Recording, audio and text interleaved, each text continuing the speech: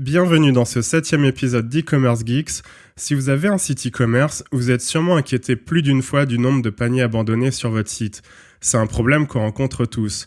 Dans cet épisode, on va vous aider à mieux comprendre pourquoi les visiteurs d'un site repartent sans acheter et quelles sont les méthodes que vous pouvez utiliser pour diminuer l'abandon panier et inciter vos visiteurs à aller jusqu'au bout du processus d'achat.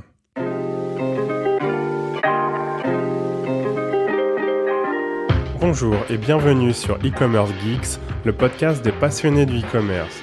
Nous sommes Yohan Bassinet et Irina Nikou et nous partageons avec vous des stratégies de croissance e-commerce, des réflexions sur les tendances marketing, des idées pour vous aider à mieux vendre en ligne.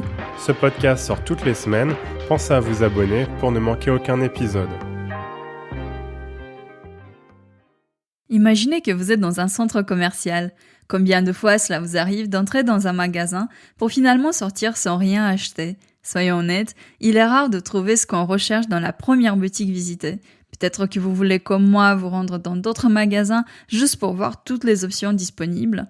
Il peut aussi arriver d'être juste de passage, de se renseigner sur les caractéristiques d'un produit pour revenir plus tard. En fait, sur Internet, les choses se passent de la même manière. Les études montrent qu'en moyenne, 7 personnes sur 10 abandonnent leur panier d'achat en ligne. Et près de la moitié des gens qui ajoutent des produits au panier souhaitent simplement les mettre de côté pour acheter plus tard. En fait, l'abandon panier, ce n'est pas une catastrophe, ça fait partie du processus d'achat en ligne. Mais contrairement au shopping dans le centre commercial, où le vendeur n'a pas beaucoup de moyens pour faire revenir les clients dans le magasin, sur Internet, vous pouvez inciter les gens à revenir et continuer leurs achats en un seul clic. Vous avez aussi à disposition une multitude de méthodes pour capter leur attention et les retenir avant qu'ils ne quittent le site.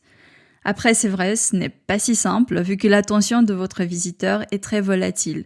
Il peut à tout moment recevoir une notification Facebook ou être interrompu par quelqu'un de son entourage. Et c'est pour cela qu'il est important de bien comprendre l'abandon panier et de maîtriser les méthodes pour transformer chaque panier en commande. Alors, pour commencer, je pense qu'il faut premièrement comprendre quelles sont les causes de l'abandon panier. En fait, les visiteurs ne vont pas jusqu'au bout du processus d'achat pour plusieurs raisons. Il y a de nombreuses études qui montrent qu'il y a vraiment 3 causes principales. Les coûts inattendus au moment de passer à l'achat, l'obligation de créer un compte et un processus de commande compliqué. L'abandon panier nous donne aussi une idée sur l'avancement de l'internaute dans son processus de décision. Pour certains produits, on a besoin de plus de temps pour se décider d'acheter et ça dépend de la nature du produit. Par exemple, une étude réalisée par Shoplike montre qu'en Europe, on a besoin de 49 minutes pour se décider d'acheter un t-shirt, mais de près de 2 jours pour acheter un canapé. Bien évidemment, pour un canapé, on a besoin d'étudier et comparer les alternatives disponibles. C'est un achat qui demande réflexion car la décision va impacter notre quotidien dans les prochaines 5 années. Le panier abandonné peut être dans ce cas un indice que l'utilisateur est dans une phase d'évaluation. Il n'a pas forcément tranché sur sa décision. Mais vous pouvez quand même agir à différents niveaux pour l'inciter à passer à l'achat. D'ailleurs, à ce propos, on vous a préparé un guide avec toutes les méthodes dont on va parler aujourd'hui et plein d'exemples illustrés. Vous pouvez le télécharger directement sur convertera.fr/guide. On vous a d'ailleurs aussi mis le lien dans les notes de l'épisode. Voyons maintenant concrètement comment faire pour baisser le taux d'abandon panier sur le site. Pour limiter le nombre de paniers abandonnés, nous on commence d'habitude par éliminer un par un tous les freins à l'achat. Et le meilleur endroit pour commencer, c'est le tunnel de commande, car il est toujours plus facile de convaincre les personnes qui ont déjà pas mal avancé dans le processus de commande. Imaginez que vous êtes sur le point d'acheter quelque chose et que vous arrivez sur un formulaire très très long avec énormément de champs à remplir. C'est forcément décourageant. Pour que la tâche soit donc moins fastidieuse pour l'internaute, essayez donc de limiter le processus à 3 étapes. Par exemple, panier, livraison et commande, et affichez l'avancement de l'internaute dans le processus. Aussi, ce n'est plus un mystère, on l'a vu à chaque fois que nous avons testé le processus de commande, plus on limite le nombre de champs à remplir, plus le taux de conversion augmente et donc le nombre de paniers abandonnés diminue. Bien sûr, on aimerait tous avoir un maximum d'informations sur nos clients et au plus vite possible, mais est-ce que cela vaut vraiment le risque de les perdre ? Je dirais pas. Posez-vous sincèrement la question, quelles sont les informations vraiment indispensables pour que je puisse traiter cette commande ? Aussi, si je veux que le client se crée un compte sur mon site, L'email et le mot de passe, en plus des informations liées à la commande, devraient normalement suffire, car vous pourrez toujours enrichir votre base de données avec des informations supplémentaires par la suite. J'avais reçu une fois un email d'une marque qui me disait qu'ils offrent un cadeau à leurs clientes pour leur anniversaire. Donc ils me demandaient dans cet email ma date de naissance. Alors demander la date de naissance dans ce contexte par email, ça ne dérange pas de tout, mais s'ils l'avaient inclus dans un formulaire de commande, ça aurait pu bien alourdir le processus. Je dirais même que la création du compte devrait être optionnelle, ce qu'on appelle la commande en tant qu'invité. D'ailleurs, plusieurs enquêtes révèlent que pour près d'un quart des internautes, le fait qu'ils soient obligés de créer un compte est déjà une bonne raison d'abandonner leur panier d'achat. Si la commande en tant qu'invité n'est pas une option, avant de demander à l'utilisateur de créer un compte sur le site, attendez un peu. Juste avant le paiement, une fois que l'utilisateur vous a déjà donné les informations nécessaires pour la commande, vous aurez plus de chances qu'il accepte de créer un compte client. Un des points bloquants, surtout dans le cas des nouveaux visiteurs, c'est le fait qu'ils ne se sentent pas rassurés. Posez-vous la question, est-ce que votre site inspire confiance ? Dans l'e-commerce, comme dans la vie personnelle, la confiance est le ciment de toute relation. Pour instaurer un environnement de confiance et encourager les visiteurs à poursuivre leurs commandes, vous devez ajouter des éléments de réassurance, comme satisfait ou remboursé ou retour gratuit, ainsi que des labels de type Trustpilot si vous les utilisez.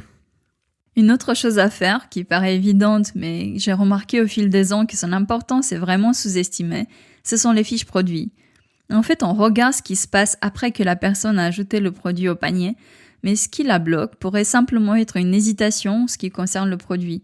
C'est pour cela qu'il faut enrichir ces fiches produits et inclure toutes les informations qui pourraient intéresser le client. L'idée, c'est d'anticiper ses doutes, ses questions, y répondre au sein même de la fiche produit pour qu'il puisse continuer son achat sans l'ombre d'un doute. C'est d'autant plus important d'ailleurs s'il s'agit de produits techniques. Il y a un autre point sur lequel tous les visiteurs en ligne ont besoin d'être rassurés, c'est le paiement. Il y a quelques années, en 2012, j'avais fait un voyage en mode sac à dos en Malaisie. Et au milieu du pays, il y a le parc national du Taman Negara que je voulais visiter. Et en fait, c'est une jungle. C'est l'une des plus anciennes forêts primaires du monde, même plus ancienne que la forêt amazonienne. Et si on veut faire un trek de plusieurs jours, faut absolument prendre un guide, sinon c'est assez facile de se perdre. Donc avant d'aller au parc, j'avais passé une nuit à Gerantut, c'est une ville à 70 km du parc. Et entre le parc et Gerantut, il n'y a rien, juste quelques villages. Et généralement, tout le monde prend une nuit d'hôtel dans cette ville avant d'aller dans le parc.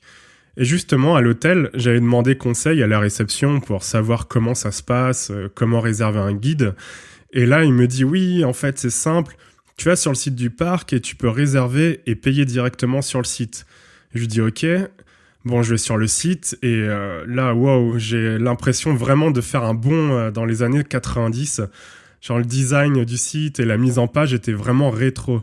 Depuis, ils ont modernisé le site, mais à l'époque, quand j'ai essayé de faire une réservation, au moment de rentrer mon numéro de carte bleue, je me suis dit ouais, non. En fait, le site et le système de paiement avaient vraiment l'air douteux.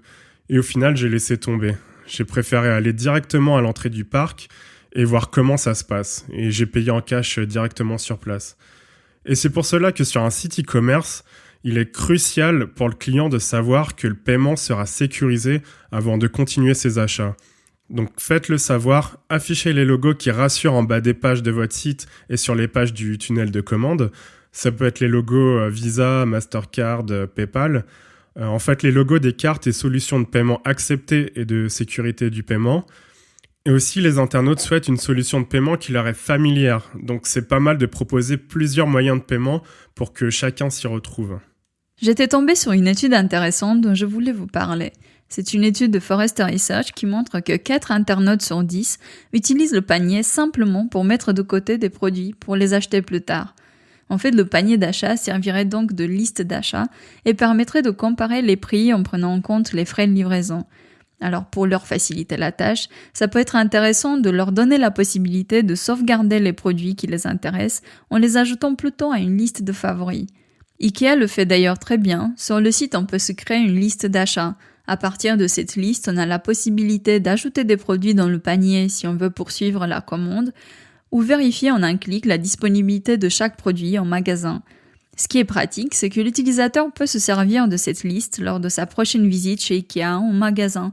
Des informations comme le rayon ou le code produit l'aideront à trouver plus facilement le produit recherché.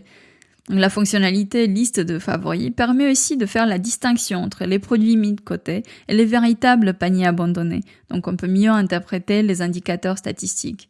Non seulement vous diminuez le taux d'abandon panier, mais il va refléter correctement les paniers abandonnés réels, et vous aurez une meilleure compréhension des besoins de vos utilisateurs.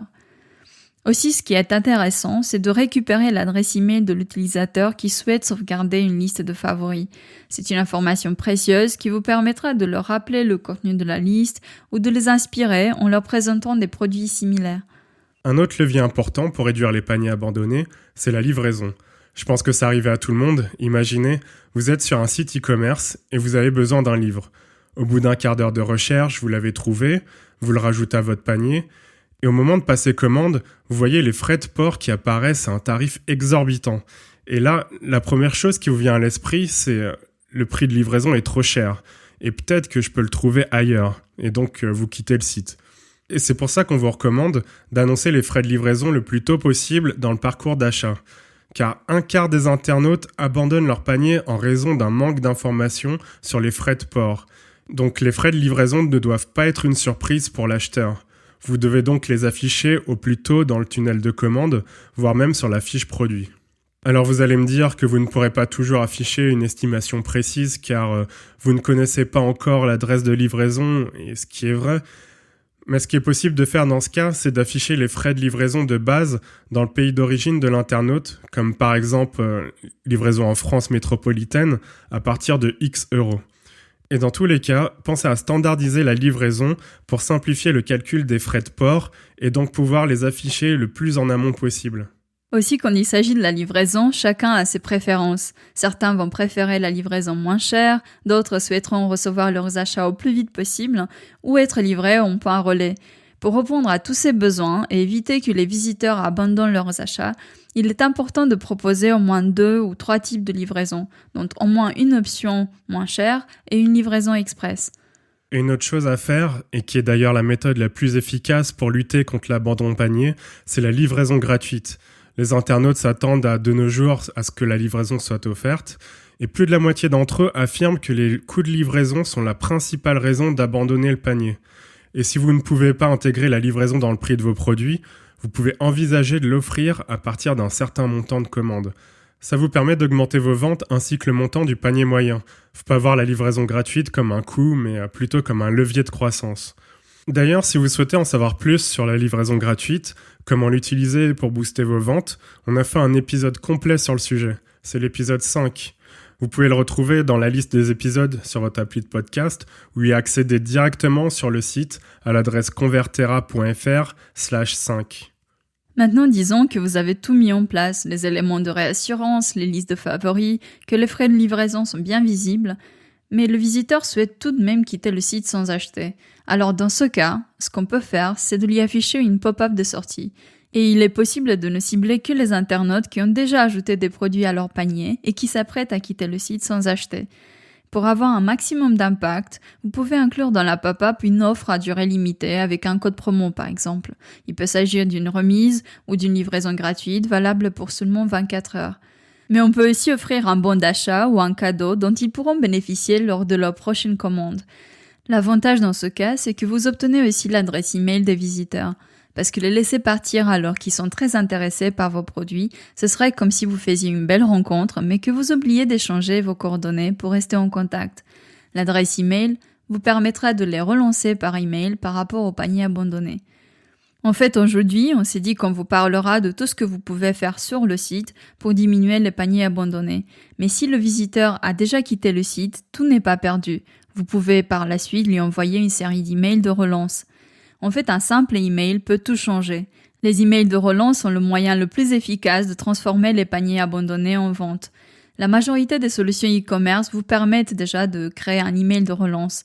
Mais attention, un seul email ne suffit pas. Ce qui fonctionne très bien, c'est d'envoyer 3 emails de relance à des moments spécifiques. Pour cela, on met en place une séquence d'emails grâce à une solution de marketing automation. Alors comme je le disais, on vous a préparé un guide complet sur comment réduire le taux d'abandon panier, et la deuxième partie de ce guide gratuit est entièrement dédiée aux emails. On vous explique comment transformer les paniers abandonnés en commandes grâce à l'automatisation de l'emailing.